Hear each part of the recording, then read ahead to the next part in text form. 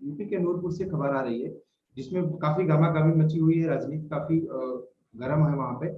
ऐसा कहा जा रहा है कि वहाँ कुछ दलित परिवार है जो पलायन करने को मजबूर हो गए, क्योंकि वहाँ पे जो एक समुदाय है वो वहाँ पे लोगों के ऊपर दबाव बना रहा है, वहाँ पे उनका रहना मुश्किल हो गया, इसलिए वो अपने घरों के बाहर एक पोस्टर लगा दे रहे हैं कि ये घर बिका हुआ है। और इस पे फिर राजनीति शुरू हो जाती है, पक्ष विपक्ष दोनों के अपने अपने तर्क दिए जा रहे हैं, और काफी माहौल गर्म है। और प्रशासन कह रहा है कि हम ऐसे लोगों के खिलाफ कार्रवाई करेंगे, और वहाँ के लोगों में फिर भी एक बात है कि भाई कार्रवाई करेंगे तो कब करेंगे और कैसी कार्रवाई करेंगे, तो तमाम तरीके के प्रश्न हैं। आपने भी मामले को देखा होगा, समझा होगा। मैं आपसे जानना चाहता हूँ, आप क्या मानते हैं इस मामले में, पूरे मामले पे कैसे देखते हैं? देखिए, मैं ऐसा मानता हूँ कि अगर देखिए आज अगर हमारे देश के चाहे कोई भी पीढ़ी हो, चाहे अगर हम दलितों की बात करें, उनको अगर पलायन करना पड़ रहा है तो आज उस पर जल्द से जल्द कार्रवाई होनी चाहिए। क्योंकि वही बात है, अगर हम कार्रवाई करेंगे तो कब करेंगे? अगर आज किसी को पलायन करना पड़ रहा है, हम 6 महीने बाद कार्रवाई करेंगे, तो पहले 6 महीने जो उसने सर्वाइव करा, जो सफर किया, जो अपना घर छोड़ के दूसरी जगह जाना पड़ा, उसकी जिम्मेदारी कौन लेगा जो उसे परेशानी को सामना करना पड़ रहा है? दूसरी चीज, ये कोई पहली घटना नहीं है। यूपी में भी हम देखें तो आज से पहले, जब योगी सरकार से पहले दूसरी सरकारें रही है, उस वक्त भी क्या ही यूपी के शहरों से लोगों को पलायन करना पड़ा है, हमारे भाइयों को पलायन करना पड़ा है। और अभी वेस्ट बंगाल से भी इस तरह की हमें खबरें देखने को मिल रही है कि पलायन करना पड़ रहा है। तो मेरा यही मानना है कि देखिए, हमारे देश के जो भाई लोग हैं या दलित लोग हैं या चाहे जो हिंदू समाज के लोग हैं, वो पहले जम्मू कश्मीर से इस तरह की हमें न्यूज देखने को मिलती थी कि लोगों को पलायन करना पड़ रहा है, फिर बंगाल से भी पलायन करना पड़ रहा है, यूपी से भी पलायन करना पड़ रहा है। तो एक बात बताइए, हमारे जो भाई लोग हैं क्या पलायन ही करते रहेंगे? आज इस राज्य से पलायन करा, कल को उस राज्य से पलायन करा। तो मुझे ऐसा लगता है कि अब वही बात है जो मैंने हरभजन के लिए कही, कि अगर आज हम यहाँ पे जो पलायन हो रहा है, जो जिनकी वजह से, जिनके जो कारण, चाहे वो कोई वर्ग है जो, या जो समाज है जो उनको परेशान कर रहा है, अगर उन पर कार्रवाई नहीं की गई, जो उसके जो दोषी हैं, तो आगे लोगों की हिम्मत बढ़ती रहेगी। फिर आज यूपी से प्लान करना पड़ रहा है, कल को राजस्थान से प्लान करना पड़ेगा, बंगाल से प्लान करना पड़ेगा, तो पता चलेगा देश में महामारी का माहौल है। पहले ही देश इतने महामारी से जूझ रहा है, लोगों को सेंसिटिव, किसी को ऑक्सीजन नहीं मिल रहा, मेडिसिन नहीं मिल रही है, और इतनी कोरोना की वजह से इतनी दिक्कत आ रही है। तो अगर प्लान करने में तो क्या होगा कि हो सकता है उनको कोई कोरोना से पीड़ित हो जाए लोग, और उनकी जान भी जा सकती है। यानी यहाँ से बात पलायन की नहीं है, लोगों की जान के साथ भी खिलवाड़ किया जा रहा है। क्योंकि ऐसे वक्त में जब हमारी सरकार कह रही है, हमारे पूरे जो सेंट्रल गवर्नमेंट हो, स्टेट गवर्नमेंट हो, वो बोल रही घर पे रहो, सुरक्षित रहो, सेफ रहो, 2 गज की दूरी, मास्क जरूरी, दूसरी तरफ आपको अपना घर छोड़ छोड़ के दूसरे राज्यों में पलायन करना पड़ रहा हो, तो ये गंभीर विषय, गंभीर स्थिति है।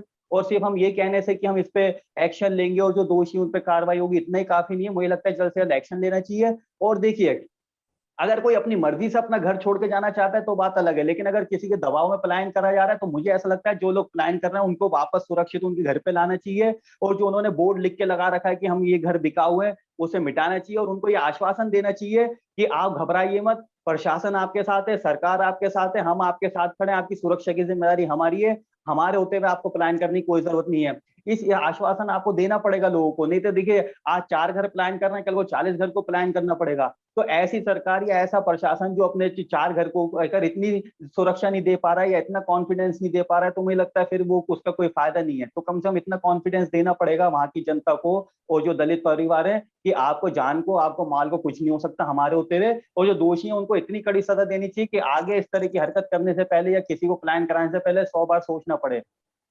जी, लेकिन इसको लोग धार्मिक एंगल दे रहे हैं। लोग कह रहे हैं कि ये वो लोग कहाँ हैं जो हिंदू मुस्लिम एकता की बातें करते हैं, क्योंकि आरोप सीधा सीधा किसी समुदाय पे लग रहा है, और ऐसा कहा जा रहा है कि धार्मिक वजहों के कारण ऐसा किया जा रहा है। जी जी, देखिए वही बात है। मेरा तो ऐसा मानना है, जो चाहे वो एकता की बात करता हो, हिंदू मुस्लिम की बात करता हो, या कोई एक पर्टिकुलर की, जैसे मान लीजिए कि एक इशू पे बोलता हो, तो सब इशू पे उन्हें बोलना चाहिए और उन्हें भी बाहर आना चाहिए। कुछ ऐसे इशू हैं जिसपे मुझे ऐसा लगता है कि राजनीति जो है, सिलेक्टिव राजनीति नहीं होनी चाहिए। मतलब जैसे कि रेप होता है, रेप पे भी हम कई बार देखते हैं कि अगर फलाना जगह रेप हो रहा है तो मैं बोलूंगा, और दूसरी जगह रेप हो रहा है तो नहीं बोलूंगा, या अगर इसने रेप किया तो मैं बोलूंगा और उसने किया तो नहीं बोलूंगा। तो ऐसे जो मुद्दे हैं ना, मुझे ऐसा लगता है अगर आप मतलब बीइंग ए पॉलिटिशियन या बीइंग ए सोशल एक्टिविस्ट, की अगर आप कोई समाज के अगर एक कार्यकर्ता हो या एक पब्लिक फिगर हो, तो आपको हर इशू को उठाना चाहिए, नहीं तो फिर किसी को नहीं उठाना चाहिए, आपको घर बैठ जाना चाहिए।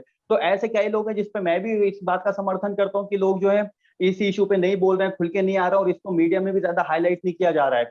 तो ये बहुत गलत बात है। देखिए कि जो गलत हो रहा है, तो वो सबके साथ गलत हो रहा है। ऐसा नहीं है कि अगर मतलब मेरे साथ कुछ हुआ तो वो गलत है और आपके साथ हुआ तो मैं आंख बंद कर लूं। तो ये इन लोगों को मुझे लगता है कि खुल के बोलना चाहिए, नहीं तो फिर छोड़ देना चाहिए। तो आरोप तो लगेंगे भाई, देखिए। और धार्मिक की बात ऐसी है, मेरा ऐसा मानना है कि अगर कोई किसी को पलायन करना पड़ रहा है मेरी वजह से, आपकी वजह से, तो दोषी चाहे वो किसी भी धर्म का हो, किसी भी जाति का हो, उसको सजा मिलनी चाहिए। ऐसा नहीं है कि वो अगर वो मुस्लिम समाज से आता है तो उसे छोड़ दो, मैं बिल्कुल नहीं कहूंगा। मैं तो बल्कि कहूंगा मुस्लिम समाज से आता है तो चार चार जूते और मारो उसको।